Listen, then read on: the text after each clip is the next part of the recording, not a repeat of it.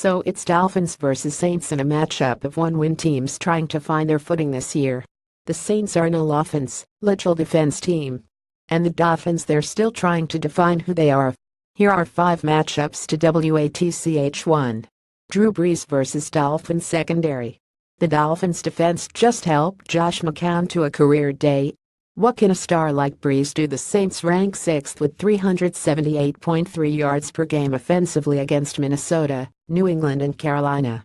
It's not all Brees. The offensive line has been good, as Brees has been sacked 3 times in 111 attempts compared to Jay Cutler's 5 times in 77 attempts. That said, it's all Brees. He was the 5th-ranked passer last season and ranks 4th thus far, 109.7 rating, so you know you're going against a great quarterback. How much will the return of Lawrence Timmons help some? No doubt. The Saints have scored more than 30 points in 2 of their games. If they go over that point again, that might be a high bar for the Dolphins offense. Then again, too. Jay Cutler versus Saints secondary. If you handpicked a defense for the Dolphins offense to kickstart its season against, this would be the one. Garbage, as Adam Gass called his offense, would refer to the Saints defense as well.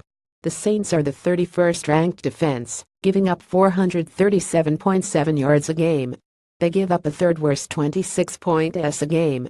They're equal opportunity defenders, as opponents rush for 378.3 yards a game ranked 9th, and 311 yards passing a game ranked 3rd. In other words, Cutler will have his chances this day. This offense should get going. Point 3. Byron Maxwell versus Ted Ginn Jr. and his family. How could Maxwell possibly look worse than he has the first couple of games? Here's how.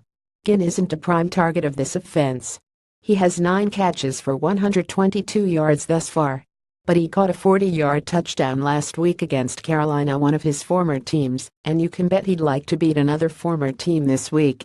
Say this for Ginn, too: he's had a good NFL career. He hasn't been the electrifying talent the Dolphins hoped in taking him with the 9th pick in 2007. But he's in his 11th season, has a niche talent of stretching the field for an offense, and has 26 career touchdowns. 4. Ja'Wuan James versus Cameron Jordan. The Dolphins' right tackle had a great game in the opener against the Chargers' Joey Bosa. No one had a great game against the Jets. Now comes Jordan, who is the one Saints defender who can disrupt a day. He had a sack each in the first 2 games and 3 quarterback pressures in the win against Carolina last week. He's not an elite pass rusher, but he's good, and he's the best the Saints defense can give you. Point 5. Julius Thomas versus Kenny Coleman. The Saints have a couple of decent cornerbacks in Ken Crawley and P.J. Williams. They only gave up a combined 7 catches for 59 yards last week against Carolina, according to ProFootballFocus.com. So while there's no discounting the games of Devontae Parker and Kenny Stills against them, there are others who should have easier days. Like Jarvis Landry on the inside, and especially Thomas. The Dolphins tight end will draw the attention on some plays from Coleman, who ranks 77th of 78 safeties through the first 2 games. Thomas hasn't had the right defense to attack, according to Gass.